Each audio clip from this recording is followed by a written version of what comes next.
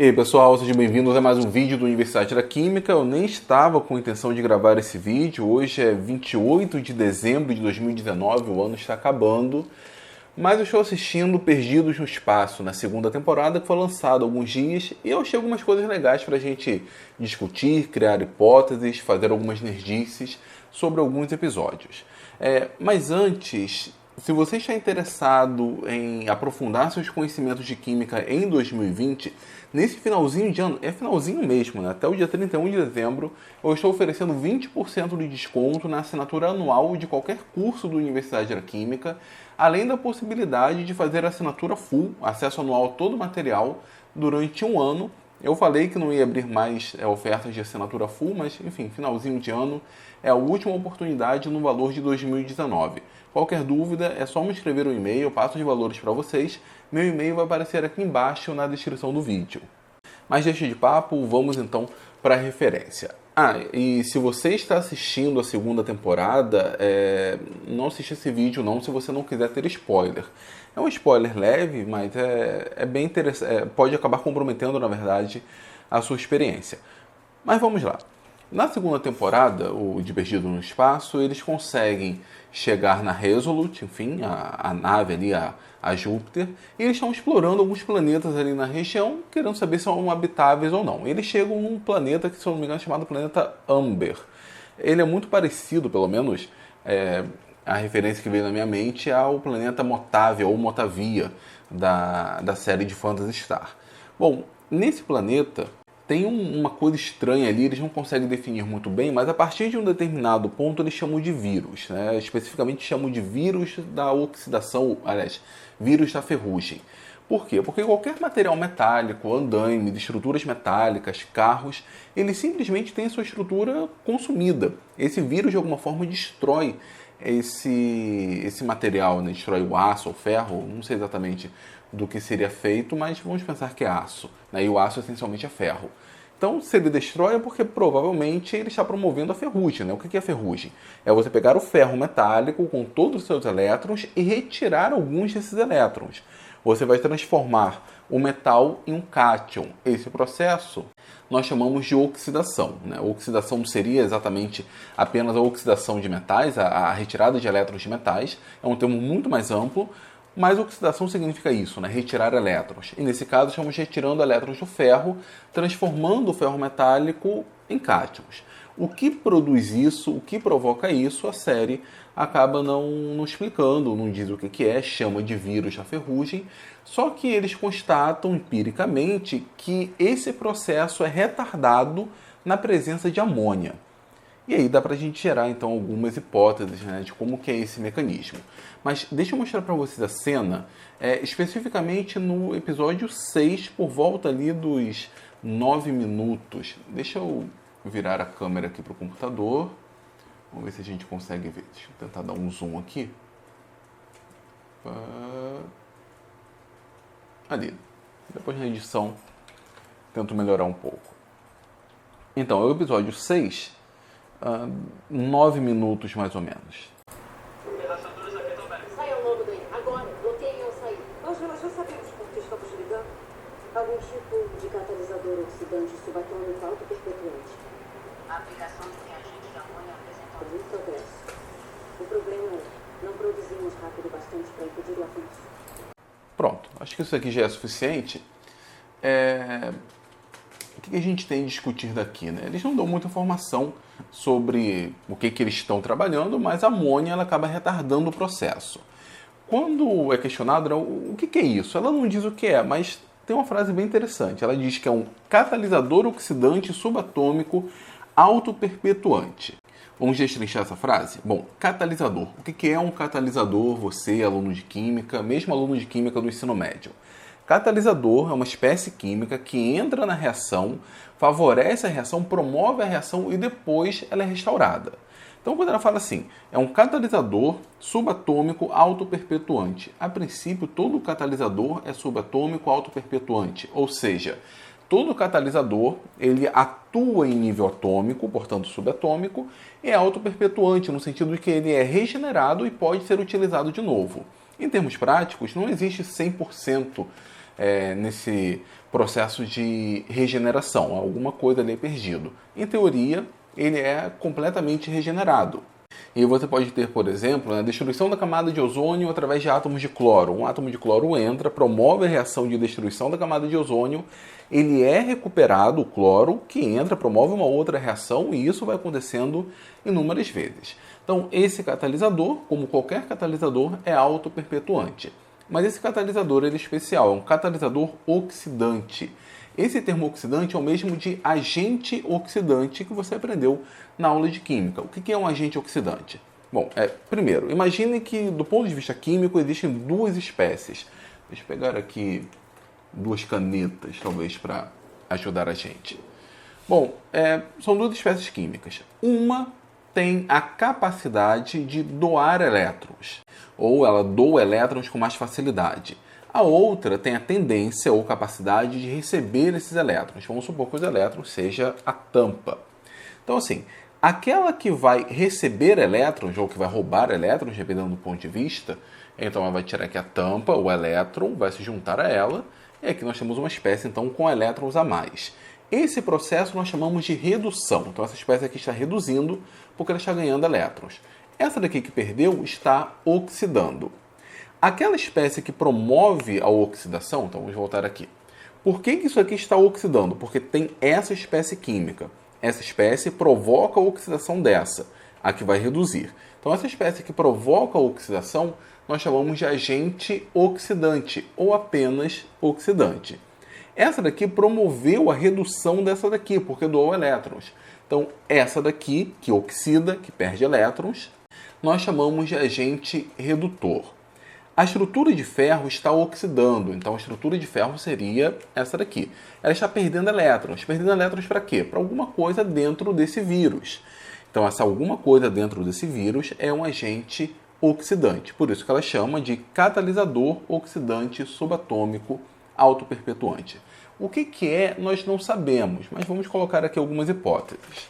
Depois disso, ela diz assim: a aplicação de reagente de amônia mostra algum progresso, ou seja, termos amônia no meio faz com que isso daqui, né, aquele que vai promover a oxidação, não receba elétrons com tanta facilidade, o processo ocorre de maneira mais lenta.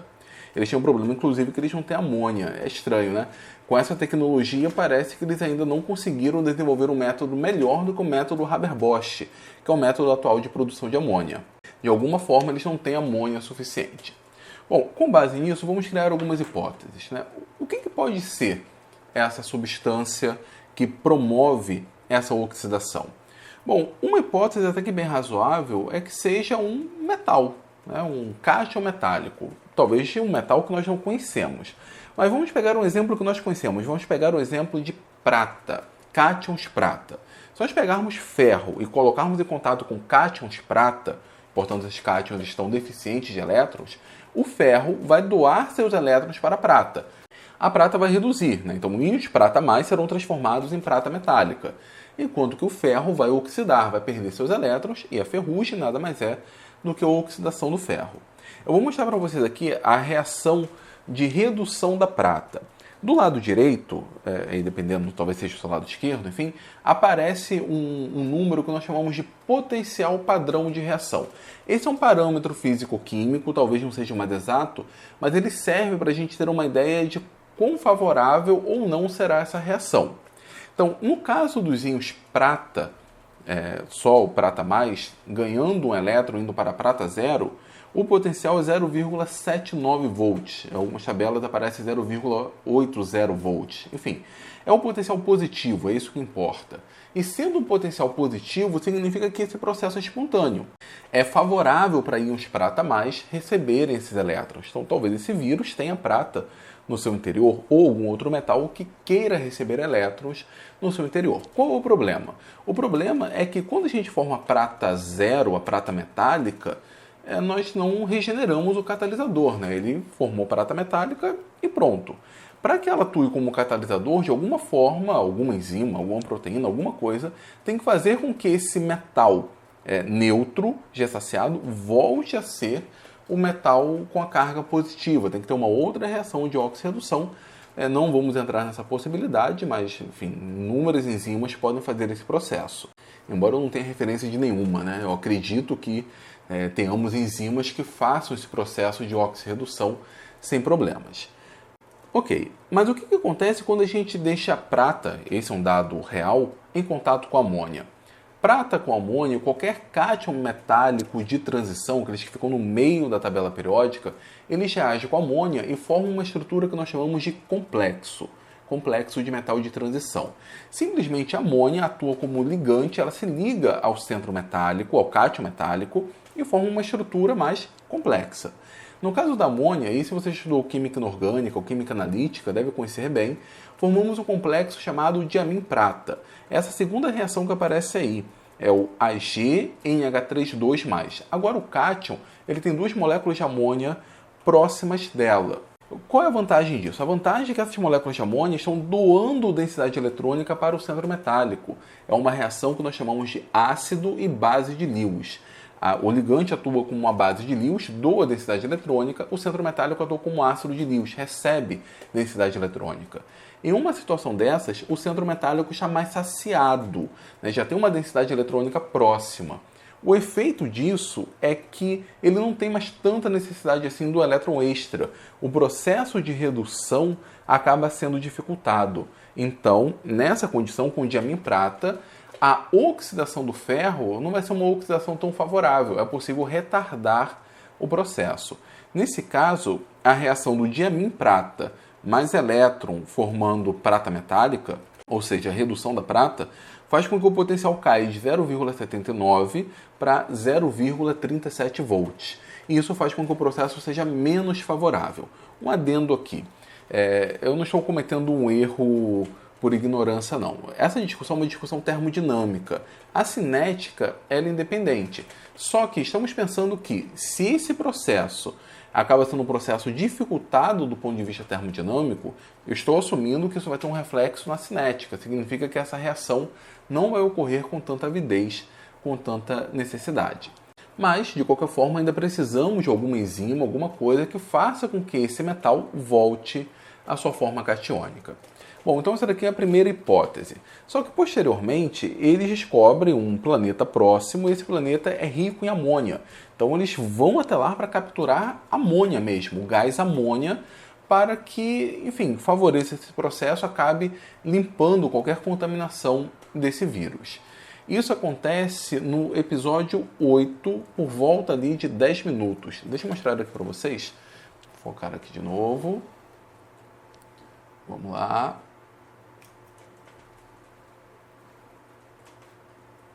Bom, vou tirar aqui, ó. Acho que assim fica melhor. Vamos lá. Episódio 10. 10 não, desculpa, episódio 8, né? 2 episódios à frente. Eu acho que é por volta lá dos 10 minutos. Eu vou fazer um corte aqui e já mostro na cena. Aqui, pessoal. Começa por volta de 9 minutos e 20. Vamos ouvir a cena. Aquele planeta é um gigante gasoso.